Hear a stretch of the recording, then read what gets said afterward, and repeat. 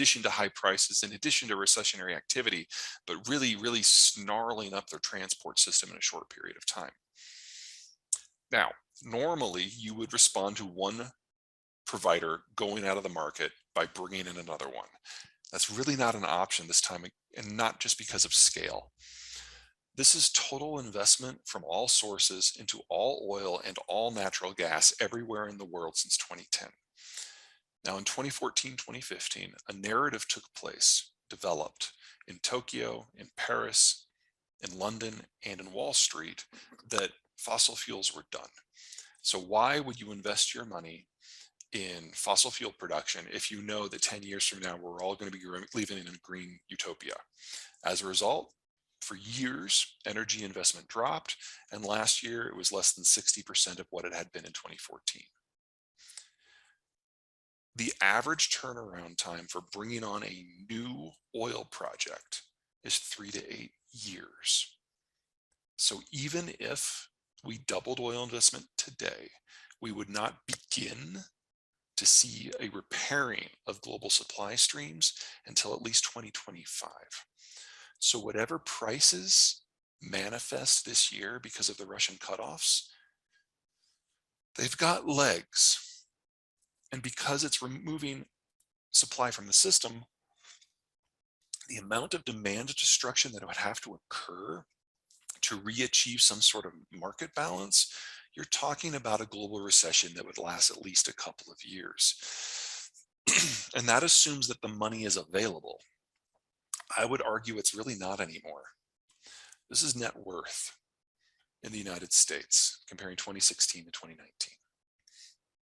As you age, you get paid more, and once your kids move out, your expenses drop. So your net worth expands.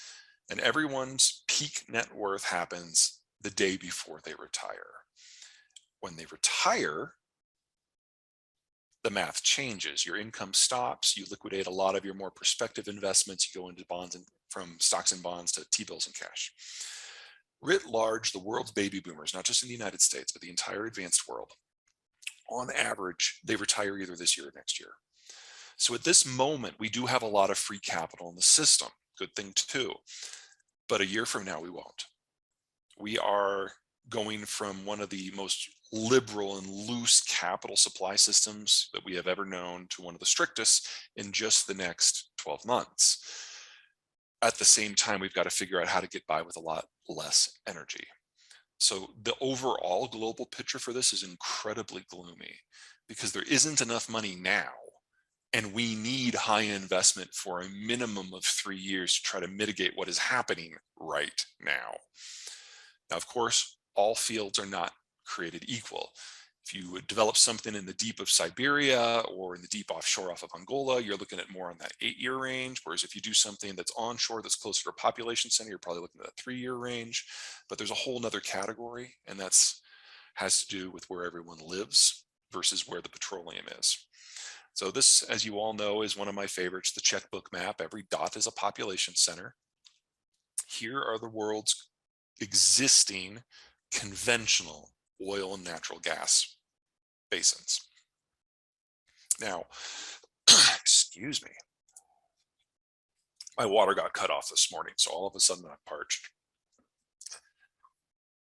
A lot of the angst of globalization has been about making sure that the energy can make it from where it's produced, the green, to where people live, the dots. I'm going to click this and show you where the shale is. Now, again, green is where conventional is. Pay specific attention to the Arabian Peninsula and North America. In a nutshell, this is the shale revolution. As much as American midstreamers bitch about trying to get Texas crude up to New York, it's almost co-located compared to the global norms. The Europeans have been relying on 3,000 plus mile pipelines to bring Russian crude to market. Replacing that means going into different parts of the world and dealing with equally complicated systems. This is not something the United States needs to worry about, unfortunately, for the Europeans, because we're self-sufficient. Yeah, and I mean, let me rephrase that.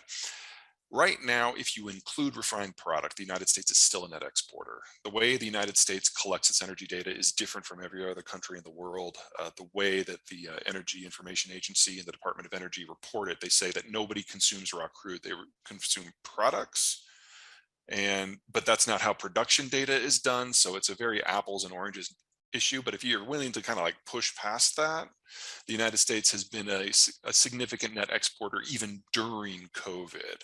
And as shale has added incrementally more barrels to the system, that has only increased. So we're really looking at about a net export of about 3 million barrels today of refined product. The other little aspect when it comes to US shale is that the turnaround time for the wells is a lot shorter, and that shows up in pricing. So what we've got here is Henry Hub in the United States going back to the 90s. These are some really big hurricanes. We all remember what that feels like.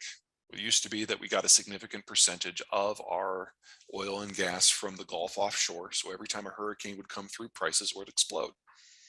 But then we got to about 2009, 2010, and by then shale was producing more than half of the natural gas that Americans used. And when that happened, the price smoothed out and stayed low. Not bad. If you're from Texas, this is your fault. That spike there is when it got cold in Texas last winter, and natural gas and oil and electricity and hydro and nuclear, it all failed on the same day. And as a result, we saw the price spike. And then here is where we are now. So when people are bitching about energy inflation in the United States, this is what we're bitching about.